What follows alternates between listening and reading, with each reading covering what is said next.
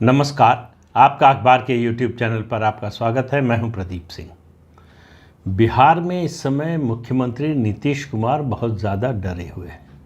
उनको आशंका कई तरफ से हो गई है। एक, तेजस्वी यादव का क्या होगा, उनके खिलाफ चार्जशीट फाइल हो गई है, उनकी गिरफ्तारी कब होगी, उनकी गिरफ्तारी होगी तो उसका नतीजा क्या होगा, लालू प्रसाद यादव और उनका परिवार किस तरह से उसको लेगा, और तेजस्वी अगर जेल चले जाते हैं तो उनकी अनुपस्थिति में आरजेडी की तरफ से कौन होगा जो सरकार में नंबर 2 की हैसियत में होगा। क्या ऐसा तो नहीं होगा कोई और मंत्री बनेगा और लालू प्रसाद यादव जो अब भी करते हैं पीछे से जो है सरकार चलाएंगे। नीतीश कुमार के लिए ये स्थिति जो है सबसे खराब होगी। तेजस्वी से उन्होंने एक तरह का जो है तारतम्य बिठा लिया है। तेजस्वी यादव और नीतीश कुमार में ठीक ठाक चल रही है, वो समीकरण बिगड़ जाएगा। नीतीश कुमार की वर्किंग स्टाइल यही है, जो उनका नंबर 2 होता है उसको वो शीशे में उतार लेते हैं। इस समय जो है तेजस्वी यादव को शीशे में उतार चुके हैं। अब अगर तेजस्वी चले जाते हैं तो नए सिरे से जो है सारी एक्सरसाइज उनको करनी पड़ेगी, लेकिन आज बात उसकी नहीं कर रहे। आज बात कर रहे हैं उनके डर की। उनको डर है कि जो महाराष्ट्र में हुआ एनसीपी के साथ, वही बिहार में जेडीयू के साथ हो सकता है। दरअसल कल पटना में महागठबंधन के विधायक दल की बैठक थी। बैठक में नीतीश कुमार तेजस्वी यादव के साथ पहुंचे और पहुंचने के बाद वो सीधे सुनील सिंह पर हमलावर हो गए। सुनील सिंह आपको बता दें आरजेडी के एमएलसी हैं और लालू परिवार के बड़े करीबी हैं। राबड़ी देवी उनको राखी बांधती हैं। पिछले साल लालू प्रसाद यादव का जन्मदिन उनके घर पर मनाया गया था। तेजस्वी यादव की मौजूदगी में सुनील सिंह के संबंधों को जानते हुए लालू परिवार से उन्होंने हमला किया। कहा आप जो है अमित शाह से मिलते हैं, उसके बाद अंड बंड बयान देते हैं और आप बीजेपी के संपर्क में हैं। सुनील सिंह ने कहा कि मेरी जो है आरजेडी के प्रति निष्ठा पर सवाल नहीं उठाया जा सकता, बिल्कुल गलत बोल रहे हैं आप। मैं बीजेपी से बिल्कुल नहीं मिला हुआ हूँ। मैं अमित शाह से ज़रूर मिला था, उनके साथ फ़ोटो भी है, लेकिन वो सहकारिता मंत्रालय के कार्यक्रम में, सरकारी कार्यक्रम में उनका स्वागत करते हुए वो मेरी फ़ोटो है। इसलिए सरकारी कार्यक्रम को आप इस तरह से राजनीति से न जोड़ें। लेकिन नीतीश कुमार का गुस्सा बढ़ता जा रहा था। दरअसल नीतीश कुमार केवल उस मुद्दे पर नहीं थे, दरअसल उसको तो उन्होंने बहाना बनाया। असली मुद्दा था उनके जो शिक्षा मंत्री हैं, वो भी हालांकि आरजेडी के ही हैं, चंद्रशेखर, उनकी और के पाठक एक एडिशनल सेक्रेटरी हैं, उनके बीच में युद्ध चल रहा था। सार्वजनिक रूप से सब लोगों ने देखा जाना, उसके बारे में सबको जानकारी है। उस मुद्दे पर सुनील सिंह ने चंद्रशेखर का साथ दिया। उन्होंने कहा नीतीश कुमार को जब किसी मंत्री को परेशान करना होता है तब वो के पाठक जैसे अधिकारी को लगा देते हैं। इस बात से बहुत चिढ़े हुए थे नीतीश कुमार, और हालांकि उसके बाद जो है जेडीयू के लोगों ने भी हमला किया चंद्रशेखर पर भी और सुनील सिंह पर भी, लेकिन नीतीश कुमार का गुस्सा शांत नहीं हुआ था। वो उस बैठक में सुनील सिंह पर आक्रामक हो गए। आखिर में जब लगा कि बात ज़्यादा बिगड़ जाएगी तो तेजस्वी यादव ने इंटरवीन किया। उन्होंने सुनील सिंह को शांत कराया और कहा कि आप बैठ जाइए, चुप हो जाइए। उसके बाद लेकिन नीतीश कुमार रुके नहीं। उन्होंने कांग्रेस विधायक अजीत शर्मा से कहा कि आप भारतीय जनता पार्टी के संपर्क में हैं और अपनी ही पार्टी के विधायक और डिप्टी स्पीकर, उनके खिलाफ आरोप लगाया कि आप बीजेपी के संपर्क में हैं, आप दोनों, और लोकसभा का टिकट लेना चाहते हैं। और कहा कि बीजेपी के संपर्क में आप लोगों को नहीं रहना चाहिए, किसी भी विधायक को नहीं रहना चाहिए। बीजेपी के खिलाफ हमको लंबी लड़ाई लड़नी है, बीजेपी को हटाना है, जनतंत्र बचाना है। तमाम उनका प्रवचन का आजकल नया जो मुद्दा है, बीजेपी को हटाना है, जनतंत्र बचाना है। उधर लालू प्रसाद यादव ने अपने विधायकों की अलग से फिर बैठक की और विधायक दल में कहा कि मैंने अपने जीवन में चाहे जितना कष्ट आया, चाहे जितना संकट आया, कभी सांप्रदायिक ताकतों से समझौता नहीं किया। जाहिर है कि ये इशारा उनका नीतीश कुमार की ओर था कि आप तो बार बार जो है जिनको आज सांप्रदायिक कह रहे हैं उनसे समझौता कर चुके हैं, उनके समर्थन से मुख्यमंत्री बन चुके हैं, उनके समर्थन से राजनीति की है दशकों। तो इसलिए नीतीश कुमार का ये दावा सांप्रदायिक ताकतों के विरुद्ध अभियान और सांप्रदायिकता के खिलाफ जो है उनका ये जो नया स्टैंड है, वो किसी के गले के नीचे से उतरने वाला नहीं है। तो नीतीश कुमार की परेशानी कई तरफा है। उनको लग रहा है कि एक तरफ आरजेडी में क्या हो रहा है कुछ पता नहीं चल रहा है, फिर खबरें ऐसी भी आ रही कि आरजेडी के कुछ विधायक और जेडीयू के विधायकों की एक बड़ी संख्या है जो बीजेपी में जाना चाहती है, और आरजेडी के कुछ विधायक चिराग पासवान के साथ जाना चाहते हैं। चिराग पासवान का एनडीए में आना लगभग तय है, उसकी केवल औपचारिक घोषणा होना बाकी है।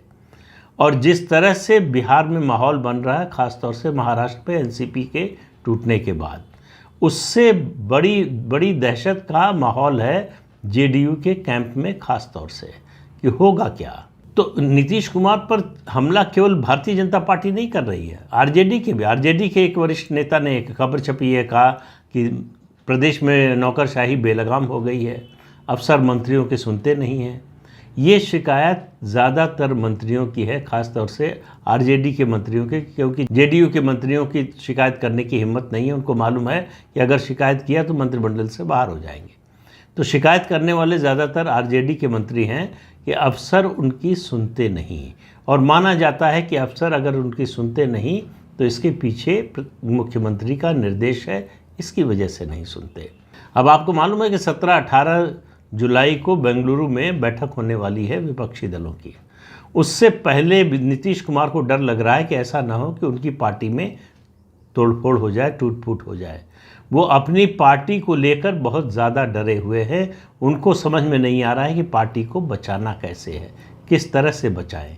और देखिए, जो एनसीपी के साथ हुआ वही जेडीयू के साथ, बल्कि उससे बेहतर परिस्थिति है विभाजन की जेडीयू में बिहार में।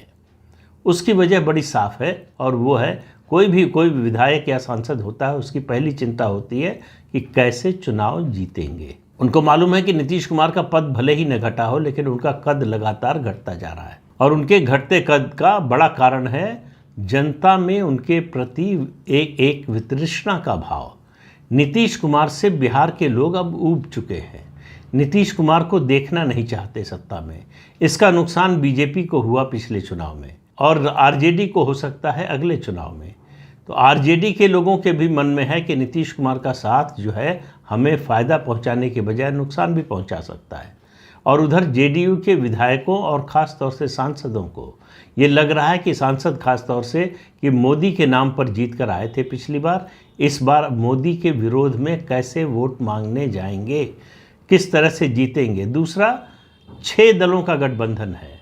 इसमें जो 40 सीटें हैं लोकसभा की बिहार में, उनमें जो बंटवारा होगा वो 6 दलों में होगा। पिछली बार बीजेपी और जेडीयू ने 17 सीटें 40 में से ले ली थी, 34 सीटें, और 6 सीटें रामविलास पासवान की एलजेपी के लिए छोड़ दी गई थी। इस बार जो है 6 पार्टियों में बंटवारा होना है, तो इसलिए जेडीयू के हिस्से 17 सीटें तो नहीं आने वाली हैं। तो अब कौन सी 17 में से सीटें कटेंगी, किस सांसद का नंबर कटेगा, ये किसी को मालूम नहीं है। इसकी कोई बातचीत भी नहीं हो रही है अभी, तो इसलिए उनकी बेचैनी और ज़्यादा सांसदों की बढ़ती जा रही है। उसी तरह से विधायक अपने भविष्य को लेकर चिंतित है कि अगर नीतीश कुमार ने मजबूरी में, जो उनके सामने अब कोई विकल्प नहीं है, अपनी पार्टी का मर्जर आरजेडी में करने का फैसला किया, तो वो उनकी राजनीति आगे कैसे चलेगी। तो नीतीश कुमार अपने विधायकों को डरा भी रहे हैं और खुद डर भी रहे हैं। वो अपने विधायकों से कह रहे हैं कि बीजेपी 200 करोड़ रुपए लेकर बैठी है बिहार में, और वो हमारे विधायकों को खरीदना चाहती है। तो उनको डर है कि जेडीयू और कांग्रेस के विधायक जा सकते हैं बीजेपी के साथ। अब आप देखिए, ये जो खरीद फरोख्त की बात होती है कि खरीद हो रही है, खरीदा जा रहा है विधायकों को, सवाल ये है कि आरजेडी के विधायक क्यों नहीं बिक रहे हैं अगर खरीद रही है बीजेपी। तो अपनी कमज़ोरी का ठीकरा किसी और के सर पर फोड़ना कि आपके विधायक आपके साथ रहने को तैयार नहीं है, आपके विधायकों को अपना राजनीतिक भविष्य आपके साथ नहीं दिखाई दे रहा है, इसलिए छोड़कर जा रहे हैं, तो आपको बचाव में और कोई रास्ता तो है नहीं। तो आप कहिए कि बीजेपी खरीद रही है, विधायकों की खरीद फरोख्त हो रही, 200 करोड़ 2000 करोड़ कुछ भी संख्या बोल सकते हैं, बोलने पर तो कोई प्रतिबंध है नहीं। तो नीतीश कुमार इस समय एक डरे हुए राजनेता है। मुझे नहीं लगता कि अपने पूरे राजनीतिक जीवन में नीतीश कुमार इतने कमज़ोर, इतने असहाय और इतने डरे हुए इससे पहले कभी रहे होंगे। उनके लिए अब सारे दरवाजे बंद हो चुके हैं। वो जहाँ हैं वहाँ से निकल नहीं सकते, और जहाँ हैं वहाँ उनकी क्या स्थिति है ये वही जानते हैं। पिछली बार केवल जब आरोप लगा था, एफआईआर फाइल हुई थी तेजस्वी यादव के खिलाफ, तब उन्होंने तेजस्वी से सवाल पूछा था। उसके बाद इसी मुद्दे पर कहा उन्होंने कि वो महागठबंधन से निकलकर बीजेपी के साथ चले गए। अब तेजस्वी के खिलाफ चार्जशीट फाइल हो गई है, तो कुछ दिन तो चुप रहे वो। अब उनका नया बयान आया है कि भाई पिछली बार भी इसी तरह से हो रहा था। तो इसका मतलब क्या है कि पिछली बार इसी तरह से हो रहा था, उसके बाद कुछ हुआ नहीं, हम छोड़ के चले गए, तो हम कुछ बोल दें और फिर कुछ ना हो। उनको ये भी डर सता रहा है कि ऐसा तो नहीं है कि हम तेजस्वी यादव के खिलाफ कोई स्टैंड ले लें और उसके बाद आगे कोई कार्रवाई ही ना हो। तो वो ये इंश्योर कर लेना चाहते हैं कि तेजस्वी के खिलाफ कार्रवाई के प्रति जांच एजेंसियां गंभीर हैं और वो उसके लॉजिकल कॉन्सिक्वेंस तक जाने को तैयार हैं। जब तक ऐसा नहीं होता वो तेजस्वी के बारे में, ये जो घोटाला रेलवे का घोटाला है उसके बारे में कुछ ज़्यादा बोलेंगे नहीं, आप मान कर चलिए। तो नीतीश कुमार के लिए वैसे तो अगर उनके सामने ऑप्शंस होते तो उनके सामने बड़ा अच्छा अवसर था।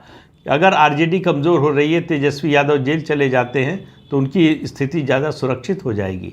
लेकिन आज हालत ये है कि इस ऐसी परिस्थिति में भी नीतीश कुमार अपने को सुरक्षित महसूस नहीं कर रहे हैं, क्योंकि वो इस बात से आश्वस्त नहीं है कि उनकी पार्टी उनके साथ रहेगी कि नहीं, या पार्टी में कितने लोग उनके साथ रहेंगे। तो पार्टी में टूट का डर नीतीश कुमार के मन से निकल नहीं रहा है और वो जल्दी निकलने वाला भी नहीं है, और कोई आश्चर्य नहीं है कि आने वाले दिनों में उनकी पार्टी टूट जाए। तो इस अंक में इतना ही। अगले अंक में फिर मिलेंगे किसी नए मुद्दे के साथ। तब तक के लिए अनुमति दीजिए। आपसे अनुरोध है कि ये चैनल देखिए, शेयर कीजिए, लाइक कीजिए और सब्सक्राइब ज़रूर कीजिए। नमस्कार।